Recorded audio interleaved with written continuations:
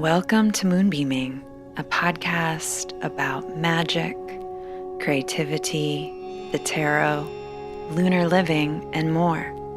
I'm your host, Sarah Faith Gottesdiener, and I'm so happy you're here.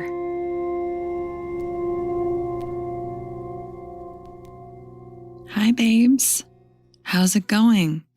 I hope you're staying hydrated, hanging out with plant friends, being kind to yourself and one another.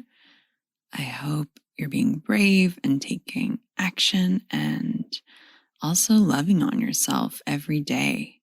You know, as the month wraps up, I'm thinking about the theme that came through for July, and that was our Patreon tarot spread, and that was recalibration and just sort of taking some time to pause and think about what got recalibrated this month for you as a way to sort of see what's growing and shifting and changing in your life. Because a lot is, things are a lot as usual, right? So just take a moment to kind of reflect on where you've been. I have so many things cooking right now, and I'm excited about all of them. So if you want to know about events or new workshops I'm putting out or new products I'm creating, you can sign up for the newsletter to find out about them, because I don't want you to miss out. I sometimes forget to post about things on Instagram. I sometimes forget to mention what's going on in my studio here. So I was reminded when I remembered that I often forget, I was reminded of a really great workshop I created that I don't think I've really mentioned on here too much. It's pretty new. I wanted to share again that I made an awesome workshop. It's called Money Alchemy, and it's available for purchase in the shop. You can find that link in the show notes, or you can do some Googling. You know, it's really something I needed, about 15 years ago. So I made it. I share in my workshops some with my students, but I don't share super publicly. I had a really fraught relationship with money. I had really low self-worth, and that definitely influenced my relationship with money, what I did for money, and like under-earning basically, and feeling like I wasn't autonomous in my own life. And things started shifting for me. I got really serious about my worth and my legacy and my lineage, and started tapping more into my magic and my intuition, and changed the relationship that I had with money fundamentally, on a fundamental level, and things shifted. So I wanted to start talking about money more, and I wanted to start creating guides and resources for folks who sort of feel similar to me, like who really are disgusted with capitalism, who feel ambivalent about the system, maybe have some shame around money, maybe feel embarrassed that they haven't gotten serious about money in their life, however that looks, right? And I wanted to create tools to help folks take action and to create shifts. And that is definitely what my intention was for Money Alchemy. In the workshop, I talk about 3 common money imprints, 3 ways to shift into an abundance mindset, and ways to work archetypally and elementally to boost your worth and to change your relationship to money. There are worksheets and a really lovely meditation. And so far, folks are really loving it. So I'm definitely going to continue to speak about money, abundance, business, because we need to be having these conversations. And truly, I want everyone to have healthier relationships with their worth, non-reliant on their income or the amount of money they make, simply their inherent worth, And of course, that includes money, right? Because hello, this is the system we live in. And also, we need more magical folks and magic makers and queers and sweethearts and artists just like you in their bags, period. Like, that's it. So if this is interesting to you, if this topic is interesting to you and you want to make some changes, you might want to check out that workshop in my store. And you might also want to get ready to enroll in my September workshop. It's called Embodying Abundance, and it's life-changing and paradigm shifting. It definitely changed my life, creating it and teaching it and doing it. It's still shifting. So I wanted to offer it up again in September. So if you want to do that again, sign up for our newsletter or sign up for our Patreon, and you will be the first to know.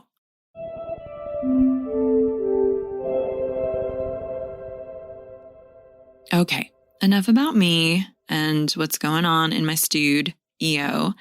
Let's talk about our special guest today. I could not be more excited for y'all to hear this conversation because our guest is someone who many of you know and love. We have Liz Migliorelli, otherwise known as Sister Spinster. I love Liz. I know you do too. Liz is an artist, an herbalist, a business owner. As a Western clinical herbalist and magic maker, she believes in affordable, accessible, community-based healthcare and the healing power of plants. She came to the herbal path through her own healing crisis, as well as a frustration with the loss of ancestral wisdom and privatization of healthcare in the United States. She believes in the healing that comes from our own gardens, the local land, and our kitchens. She's devoted to encouraging others to find empowerment through self-care and harm reduction, to find healing in a cup of fir tip and strawberry leaf tea, and to find magic in the simple practices that connect us to Earth. Liz teaches classes on plant medicine, ancestral remembrance, folk magic, storytelling, and the interweaving of herbalism and social justice movements. This is such a wonderful conversation. We talk about intuition, roses and rose medicine, teaching boundaries, like what we will and won't do in our teaching, embodiment and ancestor work and ancestral relationships. Liz shares how she first got into incorporating ancestral work in her teaching and her magic, and it's such a good story. It's very scorpionic. And because we love you, gentle listener, Liz reads us some of her current favorite poems. They are like an incredible gift to your ears. There is so much goodness in this magical conversation. I truly wanted to keep talking to Liz forever. It's a rich and open conversation about how to connect to plant allies and learn more about your place in the world. Enjoy.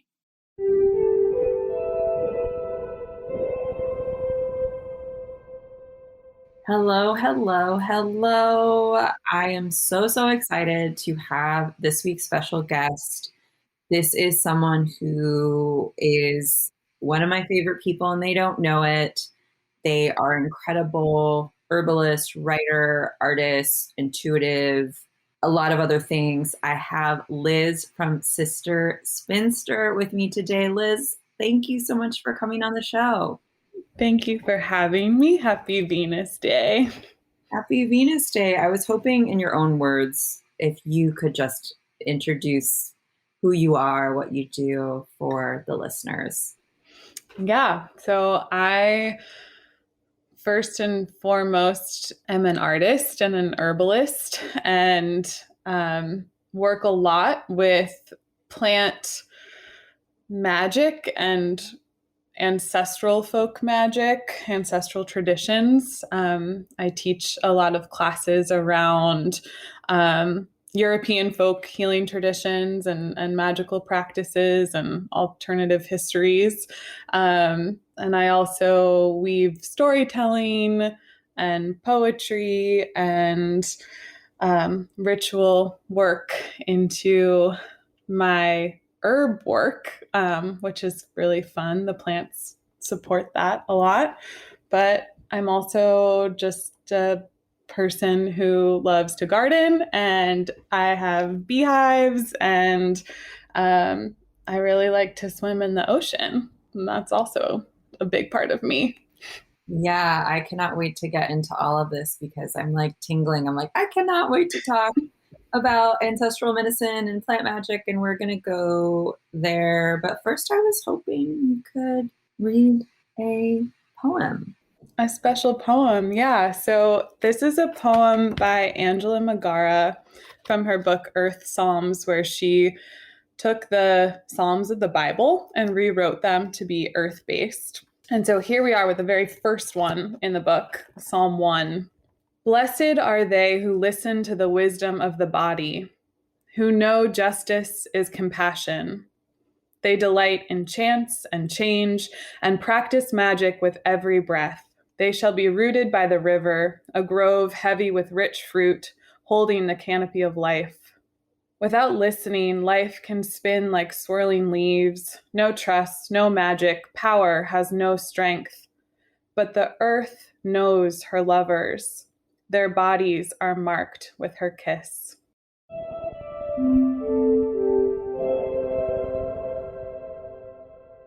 So beautiful. Thank you so much. I wanted to check in on where you're at. We are recording this in a pandemic that has been going on for a very long time. We are recording this just after eclipse season in the summer. Thank goodness it's summer solstice. And I just was like wondering if you felt comfortable sharing about where you're at, some themes that have been coming up for you, what you're learning. I'm just curious. Yeah, I'm so grateful that it's the summer solstice. It feels really good right now. I really love Cancer season. Um, I feel I feel still in this place of quietude. Um, that has been pretty consistent, even for me, since before the pandemic started. Really, when I left California, I kind of entered a big hermit phase of my life, but where I took a break from teaching and obviously was kind of forced to do that as well as a part of the pandemic. But I have found such incredible self intimacy in this time. And it feels like this little secret that I get to carry. And I think that there's something about the solstice that really makes that intimacy of self like come to the surface in such a sensual, beautiful, sparkling way. And so I'm really enjoying feeling like so embodied in my self knowing at the moment, which is, it feels really powerful to have gone. I mean, it's like, it's not like I'm not stressed or heartbroken or, traumatized from all this time, but there's such a, it's just been such a deep reflective period of me living alone too during the pandemic. So it's just been like, how weird are you going to get, Liz? Like how are you going to actually stay on task when you need to? And I feel like right now in this solstice time, there's this like resplendency of the self intimacy that I've built over the past year and a half that it's hard to speak to, but it feels, yeah, just like this little gift that I'm carrying right now. I'm curious, when you talked about the hermit phase, what, like looking back, not saying you're not still in a hermit phase, we can be in many different phases at once. I'm wondering if looking back now, you have more information about what that was about, whether it was a phase of your life where you had to learn something, where I'm just kind of curious. Yeah, it was a lot of different things. I definitely had to learn something by kind of stepping away from offering in the way that I was offering and the way that I was working before, which was intensely. And I felt like there was a lot around my teaching habits. And my own energetic boundaries that needed to be refined and reworked, and that I was really offering up a lot and felt like I couldn't quite replenish myself afterwards. So that was part of stepping Yeah. away. Yeah. But also just, yeah, I moved back to the land where I grew up, and I'm now living like really close to my family, and after being on the West Coast for 10 plus years. And it feels so there's also just been this interpersonal relationship adjusting in my day to day that is really requiring my full attention, which wasn't a thing before that I had to deal with. So Yeah, well, I'm gonna kind of, I want to follow this thread because I'm curious, and I'm sure the listeners are curious, because there's a lot of small business owners who listen to this, and you are a small business owner, and I am a small business owner, and I'm curious, like, because when you said the whole teaching thing and offering up, I really am feeling that. I'm really, really feeling that now. I'm like, oh, I didn't realize it. You don't kind of realize it. It kind of sneaks up on you, I feel like. And then you're like, oh, this is what's going on. The word that's coming up for me big time this whole summer for me is recalibration, like just like a energetic recalibration. And I'm curious because I know that you did return to online teaching. What has changed? Like, what did you put into place, or what changed in your process so that you would feel more replenished? And did the plants help you with that at all? Absolutely, of course.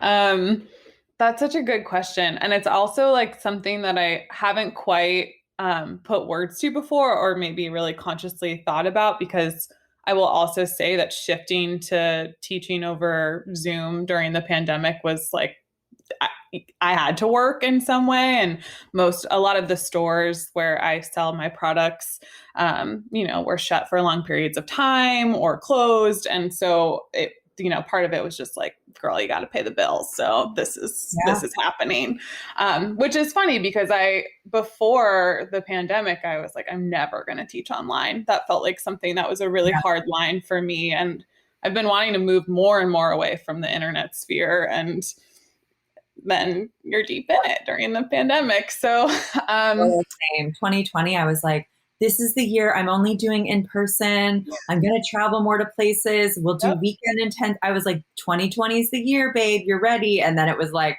no, it's not. Like, so I feel that all. Like, I feel it really. So sorry to interrupt, but it just it's just like, I feel like that has been the case with so many small business owners that I know, where it's like, how do we like get off the gram? How do we, move away from this as a part of the business way? But then like, this year you need it, so it's just an interesting place to be in. But in regards to what I'm offering online, I've had to really think about ways that folks can work with what's around them, because normally I would have people come to where I live and we would work together and have ritual and ceremony, and it just never it was a communal thing that happened. And so part of what I'm offering now is more of a really placing yourself in the context of your home and the land that you live on,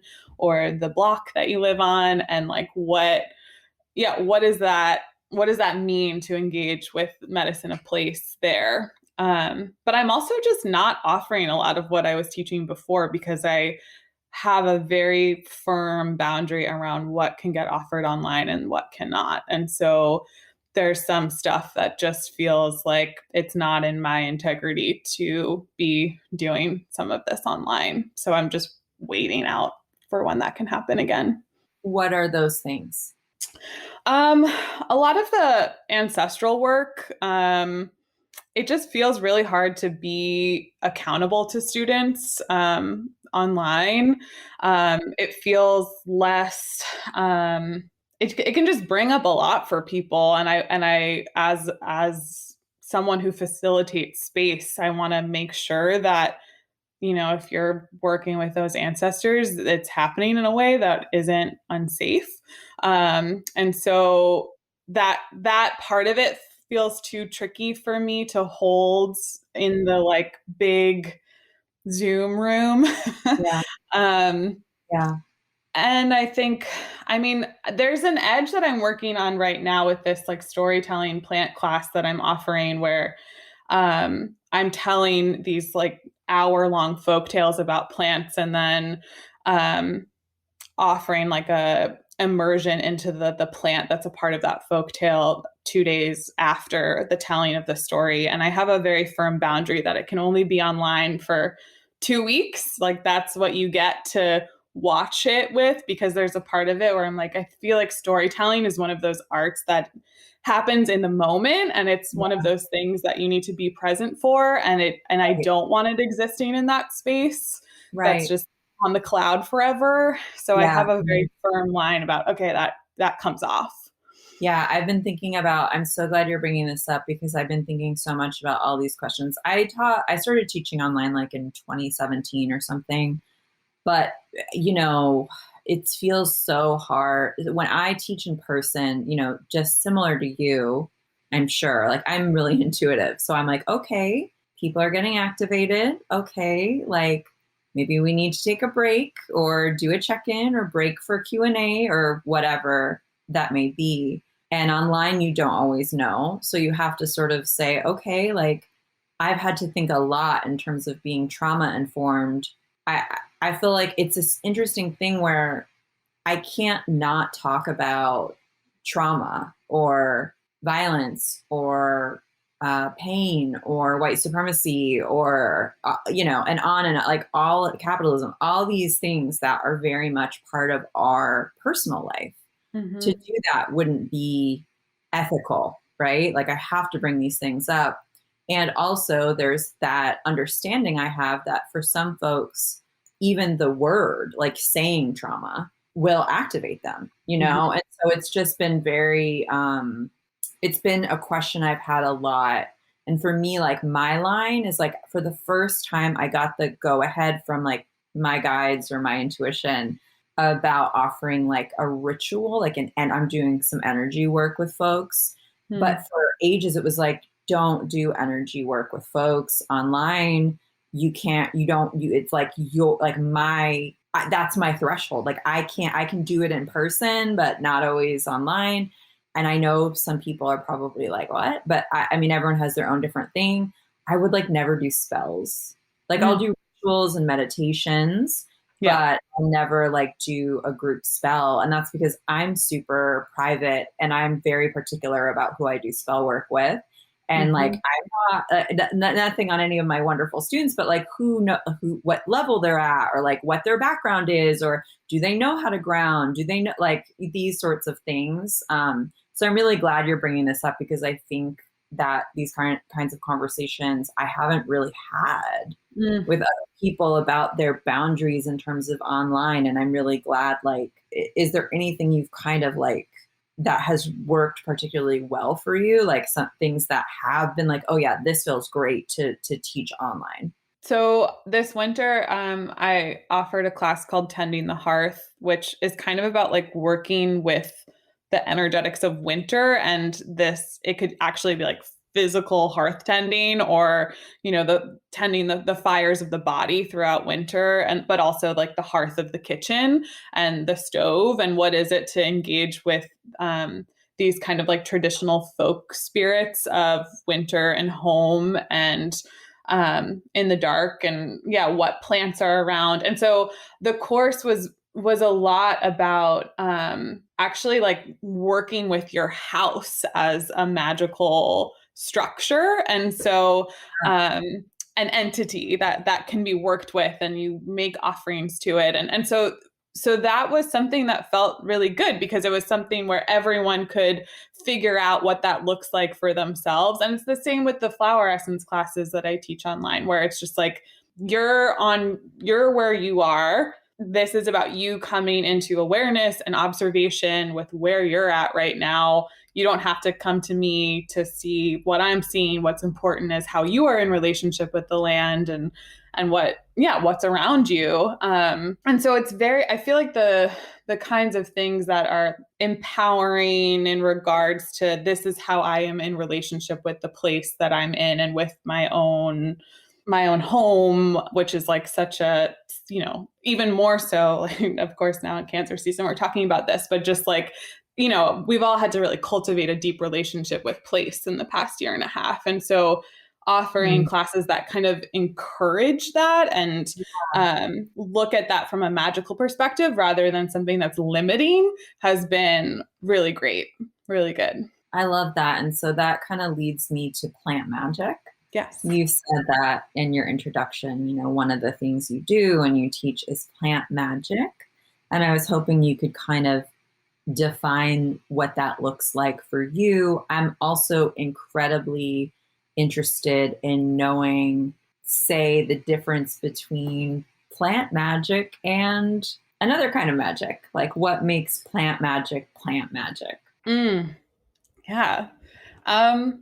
I guess it's really not that different from other forms of magic, but it's just that the plants are the vessel of which transformation and change or revolution come about, and that we can be in relationship with plants in a way that transforms our lives, in the same way that we could be in relationship to the moon, right? And that there are certain phases of the moon, and then there's certain plants that we could use to cast out an intention or ask for help or make a wish, so for me, I feel like what I believe plant magic is actually just the act of being in relationship to plants, and having the relationship is actually what magic is to me. I feel like all magic is about how we are in kinship with the world around us. And so how we are in family too. So perceiving plant as family or moon as family, or whatever it is, the birds in the trees outside, that all can be used in reciprocal, not used, but that we are in a reciprocal collaborative relationship with. Can you tell us a tale about maybe the last time you encountered some plant magic of your own? Like, what happened in your life with a plant? I mean, I could just speak to like the past few days that I've had. I went up to Maine to harvest roses. It's full on rose season here, and I went up to harvest the wild rugosa, which is the sea rose that grows all along the Atlantic. It's just like stunningly beautiful and blossoming right now.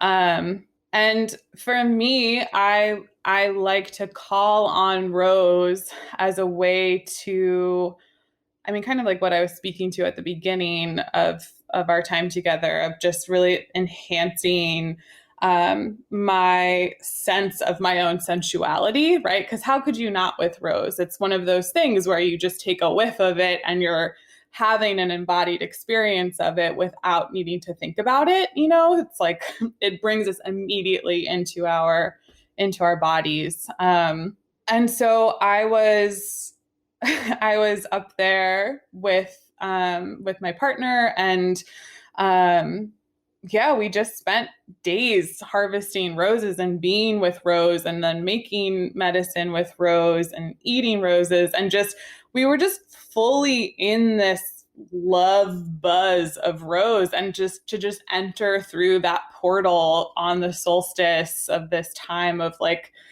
beautiful sunshine by the ocean. It just felt like I was like Venus embodied, that's the medicine of that flower, is very Venusian, used in love spells. And it doesn't necessarily have to be with another person. Like, if anything, it actually just feels more about my own like cup is so full that I can like offer it out in a sensual way to the world around me, not just to another person. But I just felt like everything around me was this like sensual experience that felt incredible. So I'm like still emerging from that portal at the moment, and I don't really want to leave it. No. I mean, listening to you talk, I'm like, where can I find some sea roses? Not in California, but I'm like, my roses in my garden they have bloomed already, but I know that there are many other places I could go to hang out with rose. And now I'm like, why not? I was curious. So you spoke about relationship. That's such an important part of any magic like that. I think like magic is relationship. Magic is transformation. And I was hoping that you could share a little bit about the ways in which plants communicate to you. Do you hear them? Do you feel them? Do they show you images? Do they whisper to you like, "Go, come over here"? Like, how has that changed? Like, I'm just really curious about the link between plant communication and intuition and magic and all of the things. Yeah. I feel like the way that the plants mainly speak to me is through, I would say, it's really a few different channels, but visually comes first. Like, I feel like there's very much like an attraction based magic that happens where I'm just like, whoa, who is that? You see something and it just takes your breath away. I mean, that's like what flowers are supposed to do. And I would also say that, and this is true for other forms of magic and intuitive knowing for me, that a lot of it feels really synchronistic, and just paying attention to like the patterns of when plants kind of show up in my life, whether it be through conversation with someone else, or I read about it, or I see it, and then just kind of tracking that and notice, and then being like, oh, maybe that is kind of calling me in some way if I get more than a few hits to focus in that direction.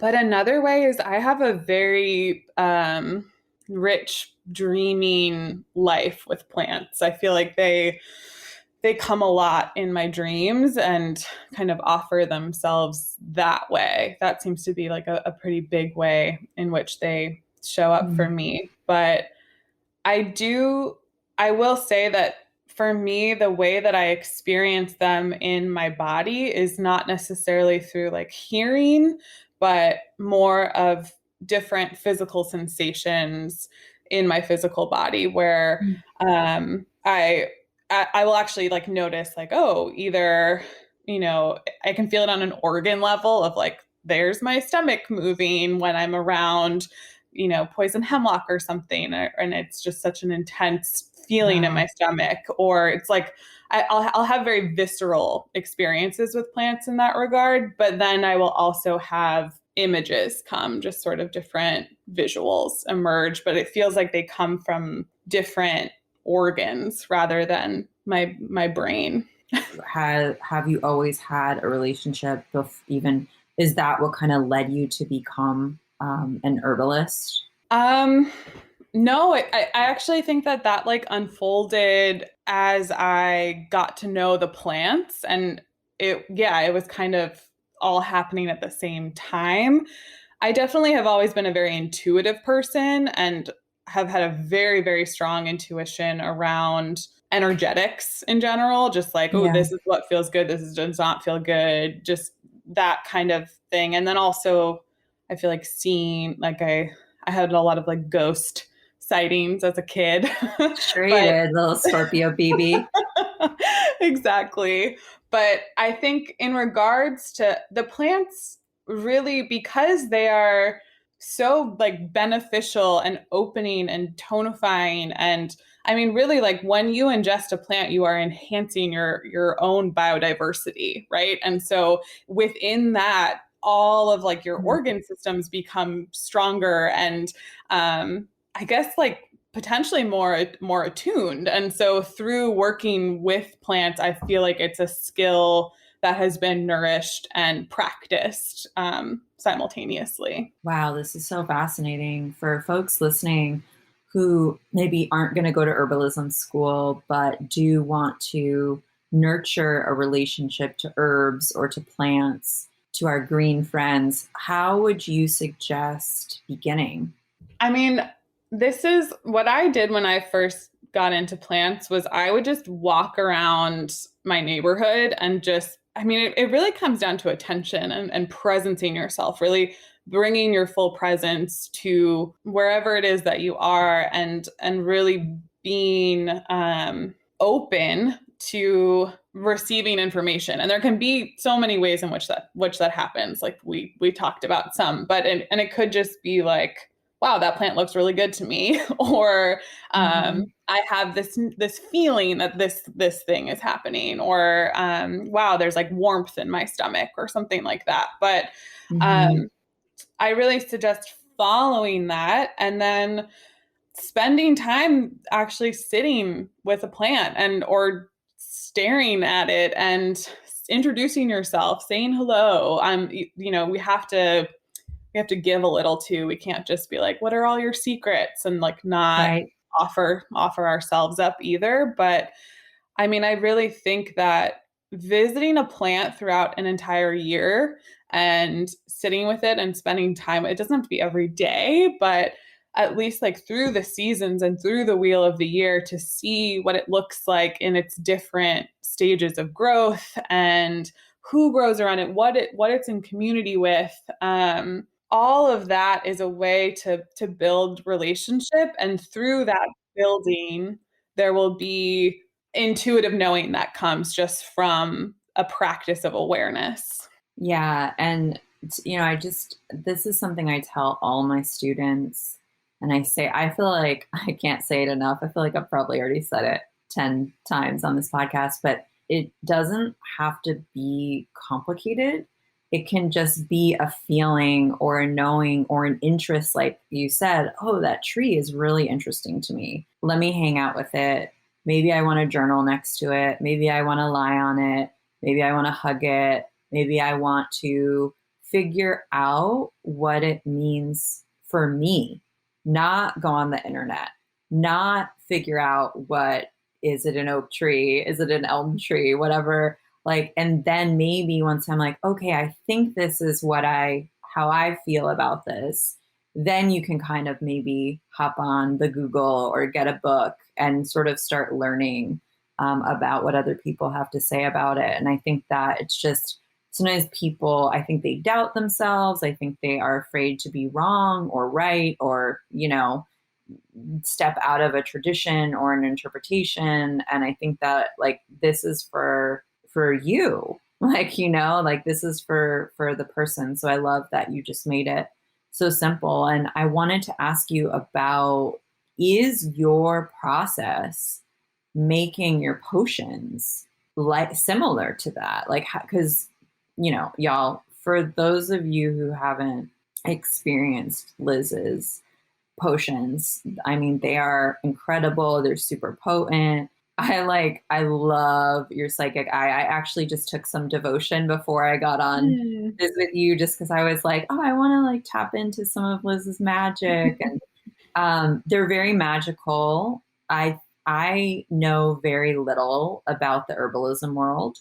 And also I feel like you kind of, from what I could tell, from my very limited not knowing very much, you kind of were like a trailblazer with like before, I feel like there's a lot of essences and things now, but like in terms of you really honing in on a particular kind of magic, a particular, like your potions as spells for like a particular function and a particular blend that obviously was cultivated over time with thought and like collaboration. So I was really hoping you could share the origin story of your potions. Like, did spirit tell, like, when did you know it was time to start offering these? Like, I would just want to hear, I want to hear it all. Yeah. If you don't mind, you know. No, I don't mind at all. It's a good thing to reflect on too, because I'm actually another part of my hermit time has been like, wow, how am I going to like rework everything that I make? Because a lot of it is changing for me, and the way that I work has changed a lot over the years. And those formulas that I have now have been like out in the world for 9 years, and it's time for an update for some of them. And so I've been thinking about this a lot, and some of them just came through dream time. Like my ghosts formula was the first one that came through. It's like my most scorpionic formula, and was like the first one that came through where it's just like, this is what this needs to be. And I don't even know like where it came from, but it arrived. A lot of them though, most of them beyond that one, have been through immense trial and error and waiting, and giving formulas to my friends and to clients who are down to try certain flower essences. It feels, it's a lot to make a claim that this thing is going to do what I say that it does, right? And that there's a ton of responsibility that comes with that. And so I really take a long time of trialing different things with my clients and my friends. But the way that they kind of come into being is through, I've made all of the essences that are in the formula. So right. I have an experience and a relationship with each of those plants. And then I kind of like think around the intention that I am crafting for, and then we'll see kind of who fits within that. But sometimes it feels like a poetic process. Like it actually, sometimes my formulas just feel like poems rather than, which I guess like a spell is also that, but it feels like it's like this poetic plant medicine work that's happening. And I can't, the process of it is malleable. Like it really, I don't fully know where they all come from, but I have to trial and error them a lot before they end up in the actual bottle. So on that note, Liz, with all this beautiful talk about poetry, I'd love for you to bless us with another poem. Absolutely. This is a poem by Linda Gregg, who is probably my favorite poet. This one is just like really speaking to that intimacy of this past time for me, which I really love, and the simplicity of it to a certain extent. So it's called Each Thing Measured by the Same Sun. Nothing to tell, nothing to desire, a silence that is not unhappy. Who will guess I am not backing away? I am pleased every morning because the stones are cold, then warm in the sun, sometimes wet, 1, 2, 3 days in a row. Easy to say yes and no. Realizing this power delicately.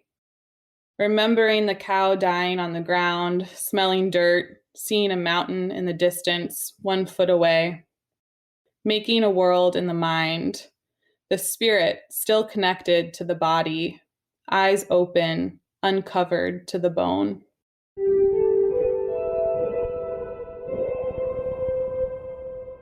I wanted to ask you, because it's something I'm curious about, what has been your experience or other people's experience with taking your essences or taking essences? Like, how do you feel like essences work, and how can you sort of tell they're transforming or moving through you? Like, I know you can't speak for everyone. I know everyone's experience is very different, but I'm just very curious what your take on the essences and the transformational work that essences do. There's a lot of answers to that question, and I'll try to keep it as simple as possible. But flower essences are subtle, energetic remedies made from flowers in full bloom. So it's kind of like when they are, when a flower is in full bloom, it's like, here I am, this is me in my full beauty, come pollinate me, come chat with me, this is what I'm about. And so it's that like fullest expression of that truth of that flower that we are capturing when we make an essence. And it's that vibration that we then ingest. And our bodies are so full of many, many, many different vibrations, and we all have stories that carry certain energetic patterns. And because flower essences are water-based remedies, what I find and what I think happens, what I believe to be true, is that the water that is carrying the vibration of that flower begins to shift the waters in our own bodies that are carrying patterns and stories and whatever in the most subtle of ways, where the flower starts to influence our own perspective. A lot of people say that flower essences change consciousness patterns in the body. And I do think that that's really a correct one way in which they work. I will often have clients, they get a formula from me and then they come back a month later, and sometimes they'll just be like, I can't really say what I experienced, but I will say that I'm now thinking about this thing in an entirely different way. And I am now approaching this in this new way, or that story is now like the peeling of the onion has begun and I am now on to the next thing. So sometimes it's actually unspeakable, the ways in which it moves us in the same way that, and I guess that's what I love about it, is that there is this element of mystery that we actually can't speak to, which is really powerful and beautiful and important to have. Like, I don't actually need to name how magic works. I just believe that it does. But they work. What I will say is that I think that they help us transform patterns or perspectives that we carry. Maybe it was just like something that we received as a kid around, like, I need to be small in order to be safe or something like that. And it's just been this thread within your life for a long time, and in essence can kind of come in and show you what it is to bloom, and what that looks like. But they can also be really helpful for acute stuff too. Like, I'm currently, experiencing heartache, or I'm really feeling creatively blocked, and I want something that's going to like move my energy up and out and help me express myself. So it doesn't necessarily have to be that it's like working on some really deep-seated patterns. It can also be for a more acute situation that you find yourself in. Right. Do you also think that, again, this is just your opinion, I know that, again, there's a million different answers, but do you find that when you turn to flower essences with an intention and with sort of like a more clear focus of, yes, I'm taking hawthorn because I have a broken heart or whatever it may be, do you find that it's like I guess my question is, do you find that being more willing to be in collaboration with the plant offers us sort of a boost or an amplification, or do you think it doesn't matter? I think it's helpful. I think that an essence will work its magic no matter what, but the believing in it, it also helps bring our awareness to the process. And so we're actually going to be more aware of the transformation at hand if we are actually like, I want this to change, right? And I desire this kind of transformation. Whereas if you're just taking it without an intention of, I wish that this changes something for me, then, you know, I believe you're going to get the vibration from the essence, whether or not you like it, but it might not be, it might be harder to track synchronicities, and it might just be something that's not really in your awareness. I feel like I don't really recommend essences for folks who, don't want to participate in it in some way. Like there has to be some desire for transformation, right? That's the basis. And like, yes, you can dose someone and like be like, cool. But you know, if it's not even in their awareness of like, I have a desire to change my situation or how I feel about this or whatever, then they won't recognize it. Got it. Yeah. And as you were speaking, it just reminded me of, that's just magic in general. Like you can light a candle. It can be the fanciest candle, like made out of the most pure soy, paraffin, whatever.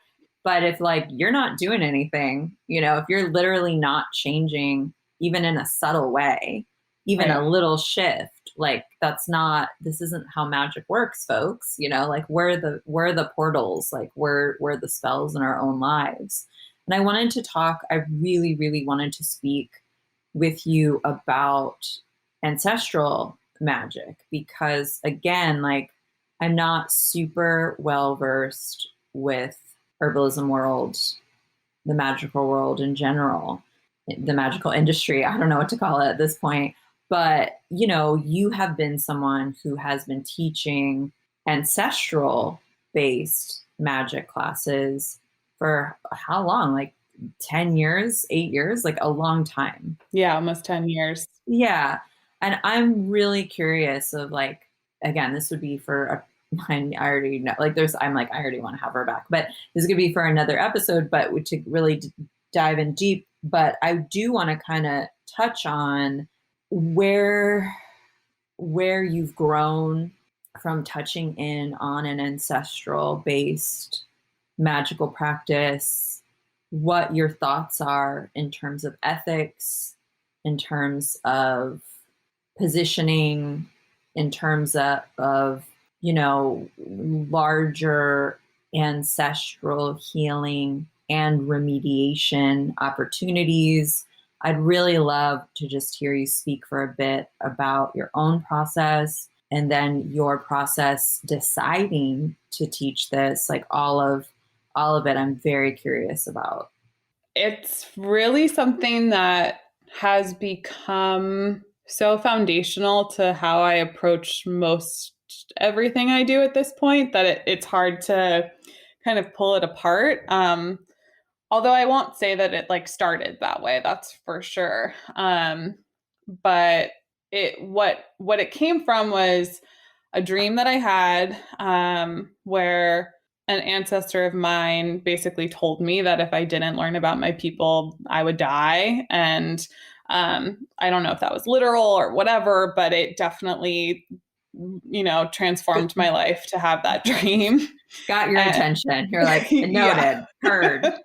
Yeah, there's like not that many dreams that I have where like I'm being threatened in like that direct of a way, you know? And so I'm just like, okay, yes, no, check, you know? Again, like loving the intensity of all of it, you know? I know the ancestors like to show up that way for me. I was also living in the Bay. I went to herb school at a place where your ancestry like wasn't a part of what was taught or like how we approach working with plants.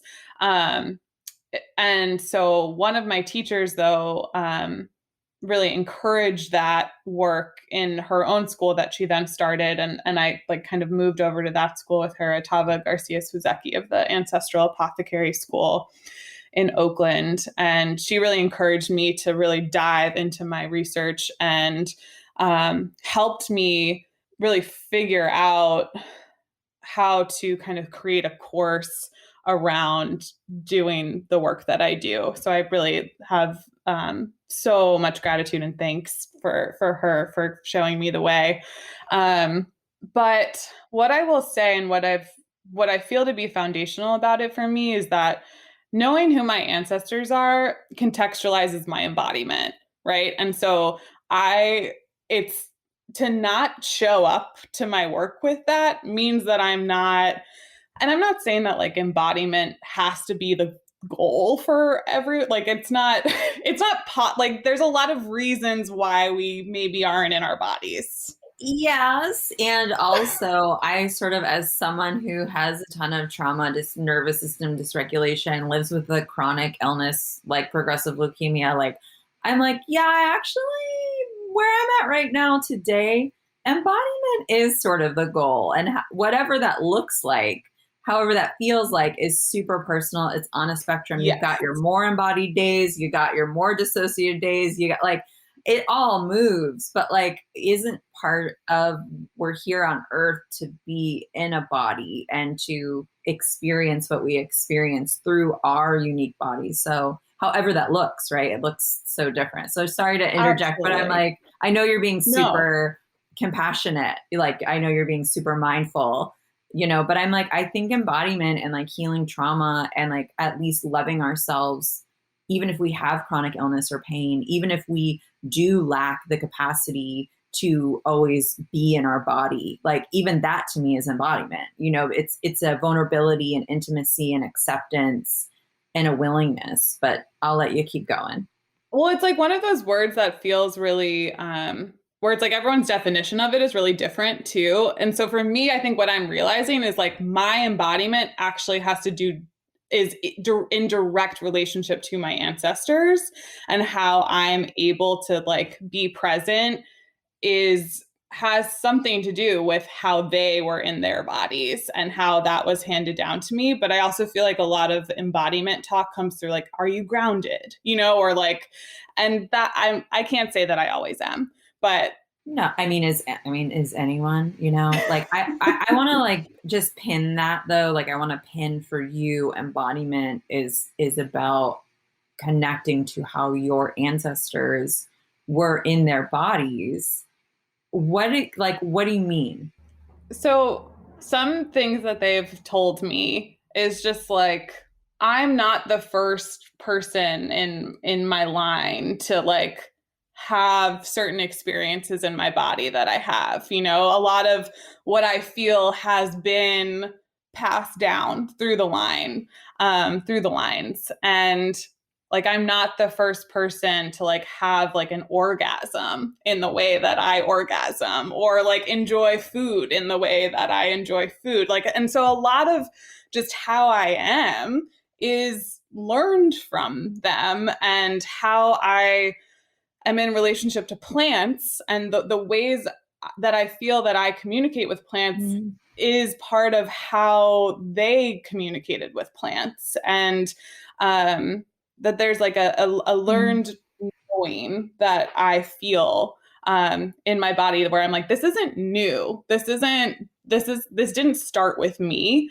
Sometimes it's not like the best examples that I've inherited, right? But I can at least be aware of like, okay, well, if that is what I have, like, how do I want to transform it? Or how do I want to deepen this? Or, I can choose how I want to be in relationship to it. Yeah. But that's mainly what I mean by it, is just like, I want to show up at the table with a knowing of like the way that I hang out with plants, or even like, some of the ways that I dream. I don't think that they're like my own. They are my own, but I don't think I'm the first person.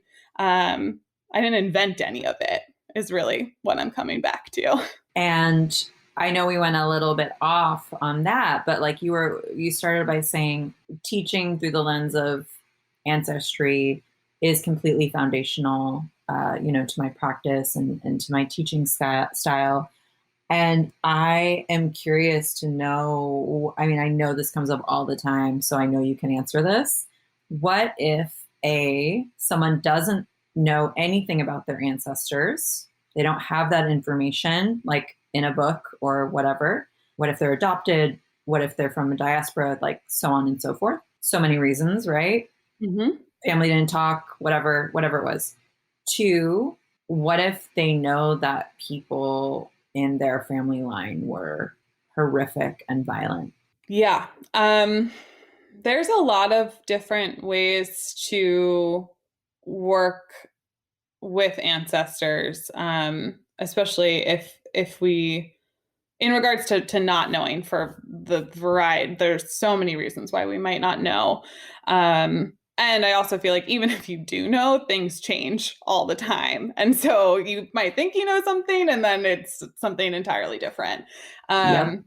Yeah. So there are, I mean, I honestly would say, and again, it like really comes down to a personal practice of, if you wanted to set up an altar, or you just wanted to even like have a dream practice of welcoming in, like, who are my people? And I would like to incubate a dream around figuring out who my people are. I'd like to meet some of them in my line. One thing that like I was told that I do is like creating boundaries, meaning like I am willing to know who my people are, who are kind, helpful. Yes. Some people use the term ancestors who I can draw upon for strength, unconditional love, and support. Yes, absolutely. I didn't do it that way when I was first starting, and I learned a lot of really hard lessons it's like I wish I didn't do that, but then at the same time it was really valuable for me. But it was really hard and like brought up a lot of stuff where I was just like, ooh, I wasn't resourced to like go into the things that kind of came up immediately around not setting boundaries with it. So did it make a lot of sense though? Like, are you glad, like you were saying, like, I don't love that. And also I learned a lot. Did it help you begin to set boundaries with them? Like, is that sort of what happened? I learned how to do that. And I was really naive in my Scorpio self to be like, I want to know what the shadows are, like bring it, like that was like how I started the work, which isn't great. Like not really, like I didn't even have an ally to like help me, and so I don't recommend that. That's not something that I would do. But I'm really glad at the same time that I did have that experience, because I learned a lot about setting boundaries, and I learned a lot about, holding like the two sides of the coin of having, benevolent, supportive, loving ancestors, but then also having ancestors that are like rapists and colonizers. And so like, what is it to hold all of that? And I think that that's a really big part of the work that comes up at a certain point for most people. But like, I wish that I had maybe more of like a little bit of a better foundation before I jumped into it. But I would say, just when you are setting that intention to like welcome someone in, like absolutely state where your no's are, like I'm not willing to do this, no loopholes, like this is the deal that I'm working with, and be specific. I mean, this is like kind of where I encourage a lot of my students to start, is just like, I want to know about ways in which like my people were in relationships to plants or healed themselves. Like, what are some of their healing traditions, or what are some of the food ways, like things that actually feel nourishing to know and that are helpful to us in our embodiment currently, right? So it's like, those are really safe places to start, I think, for the most part. And they're good tools to know and to learn. And so I'd like to start in those places of like, or like, what were the dances of my people? Like that's a really fun one to kind of get to know and work with. It doesn't have to be like going into the depths immediately. Yeah. Mine is like that I'm ready, or I want to, like, knock on wood that I'll keep this promise this summer, but I just really want to get into the art, like the folk art, of Yes. my assorted people and learn or make art that's inspired by that? Or what about, like, I'm curious, you probably get this question all the time too. What about though, like your take on, so for example, one of my backgrounds is that I'm Jewish. So some really basic herbs I work with are cloves. That's like a very like traditionally Jewish, is it an herb, a clove? Would it be? I don't know. Yeah. Salt, super, like, and salt is like every tradition. Salt, rue, there's honey, there's a few other apples again, everywhere, like very common. What about though, I often struggle with this, and I suppose I have to come up with my own answer for this, but I often wonder, well, I live in California. I don't live in a location that is where I grew up. I grew up on the East Coast, and that's similar on the same like line of where I'm from, which is Europe, Eastern Europe. What about, most people listening are not practicing magic in the lands of their ancestors, or at least not a lot of people in the United States. And as I'm saying that, I'm like, well, then also, how do we honor those who actually own the land we're on? Like, we're all on unceded land. So I'm just like, I know it's it's very complicated. You're just speaking from your perspective, but I'm curious if you have sort of, maybe even you could answer me with some questions, or, if you sort of have a way that maybe could, just like give myself and the listener some advice about that. And my other thing is, as like, we're in a Hierophant year, and we're like, I'm feeling the Lover's year, and I'm feeling Temperance, which is Hierophant's teacher card. I really want to be clear that I'm not after resolve or reconciliation. I think that's not really necessarily going to help us. Like, I think it's almost more interesting to complicate things and sort of sit in that complication to see what kind of arises or emerges. But anyway, all is that to say is like, did you have your own experience of that? Have you sort of come to some understandings or some practices that have sort of felt okay for you? I just love to hear more about that. It's something that I feel like I'm in relationship with daily and multiple times a day. And it changes from like morning to noon to night, And so, I'd love, it's like, if resolution is the goal, then, then the book would be over. And like, that's just it's not going to happen until I die, So it's just like, that's something that I'm always thinking about and in relationship with in different ways.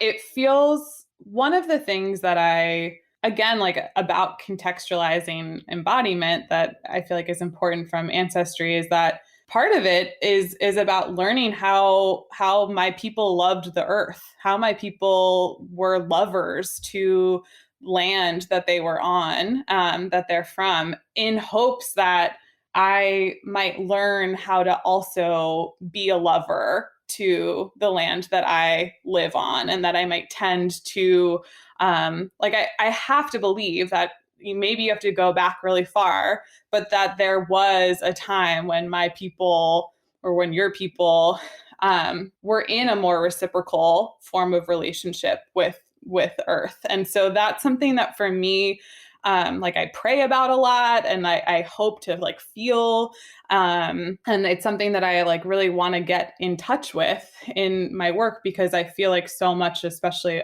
of whiteness, is like an unlearning of that and an erasure of all of those different folk traditions and ways.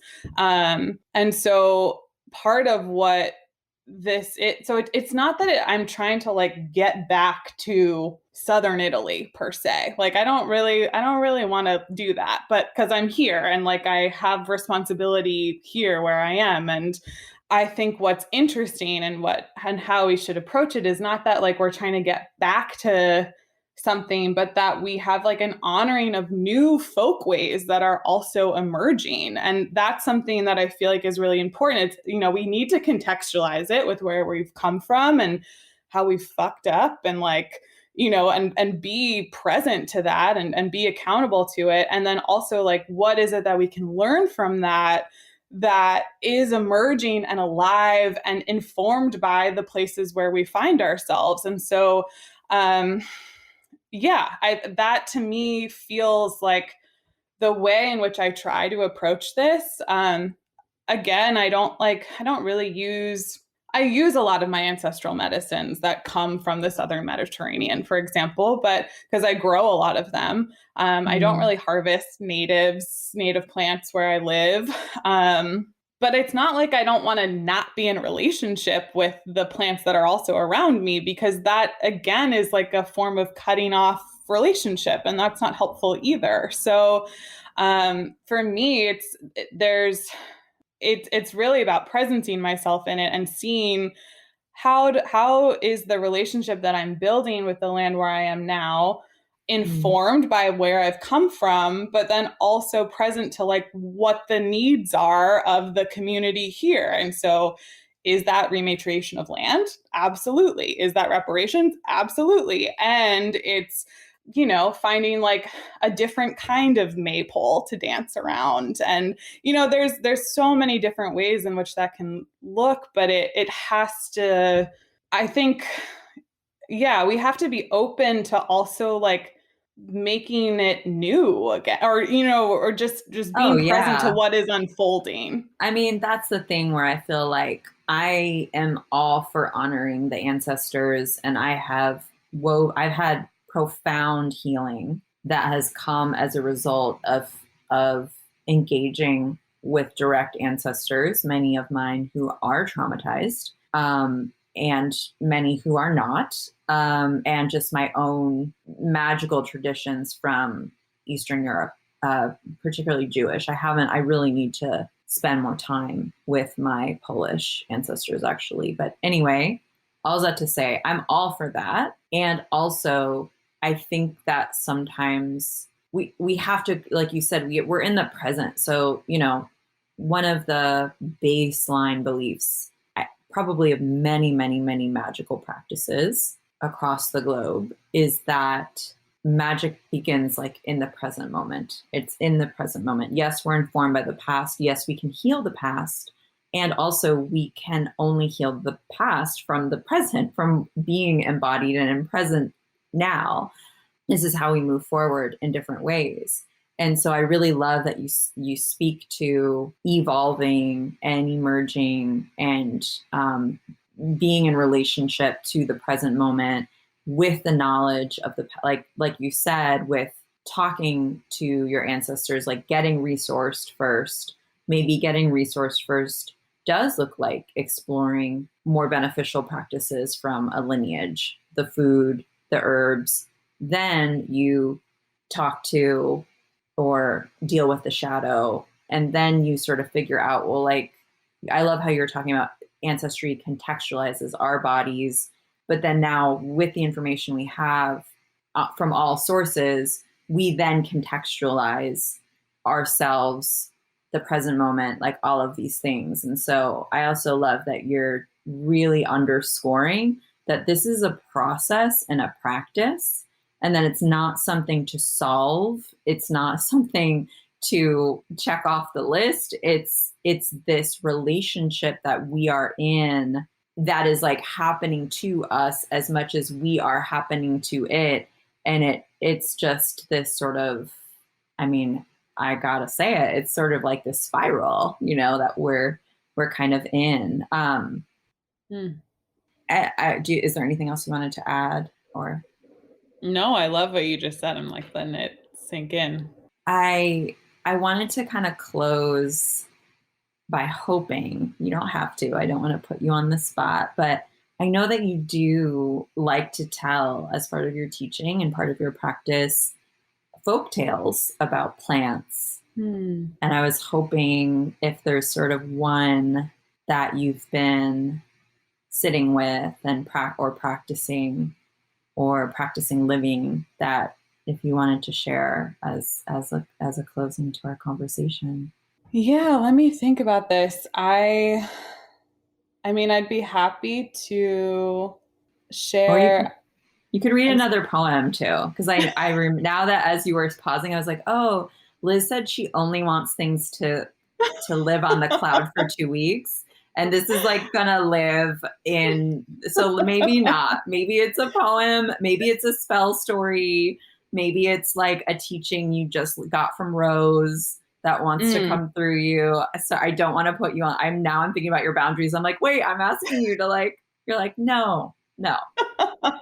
No, I mean, there's just so many, like there's stories that I feel okay living in this realm, but I feel like in my brain right now, I'm like, I don't know what's coming to mind because I'm so deep in Rose zone.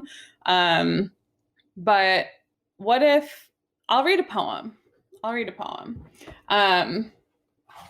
And yeah, with just this is an appropriate poem for kind of everything that we've spoken to, but like may the plants continue to hold us and inspire us and be in relationship with us as we like navigate mystery and this kind of co-creating that is happening as we work with our ancestors and are also becoming ancestors and, finding patterns and breaking patterns and setting boundaries.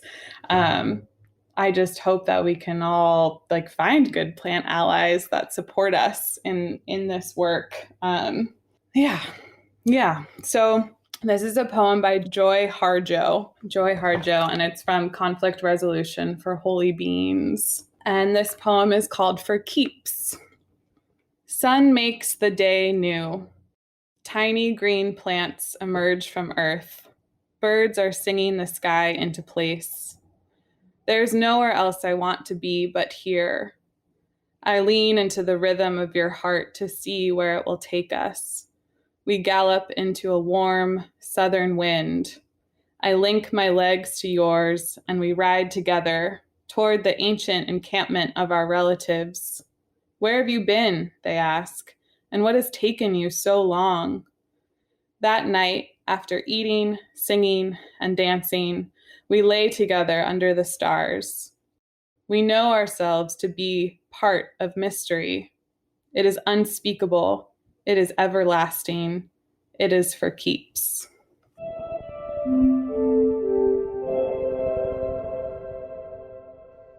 Thank you so much. It's been such an honor, a joy, and a pleasure to get to spend time with you in this way. I was hoping you could share where folks can find you. Absolutely. My website is sisterspinster.net and my Instagram is sister_spinster. And I think that's the only ways that I'm on the internet. Yay. Thank you so much. Thank you, Sarah.